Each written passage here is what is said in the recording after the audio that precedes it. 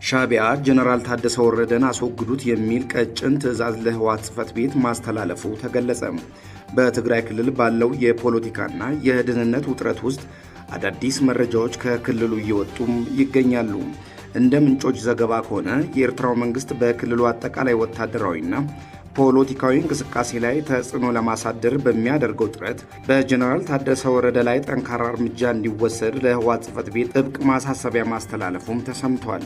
ይህ የሻዕቢያ ትዕዛዝ ደግሞ በጥቂት አመራሮቹና በቀድሞ ታጋዮች ዘንድ ተቀባይነት ያገኘም አይመስልም። የዚህ መዘዝ ፍጻሜው ደግሞ ለሻዕቢያ የሚመች ሆኖም አልተገኘም። በመሆኑም የሁኔታ በህወሓት አመራሮች መካከል ያለው የኃይል ሚዛንና የውስጥ ክፍፍል የበለጠ እንደሚያሰፋውም ይገምታል።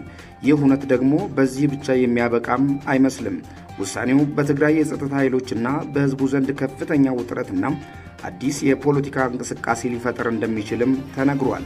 ይህ መረጃ ተጠናክሮ ለህብረተሰቡ እስከደረሰበት ሰዓት ድረስ ግን ከክልሉ ምንም አይነት መረጃ የወጣ አለመኖሩም ተመላክተዋል።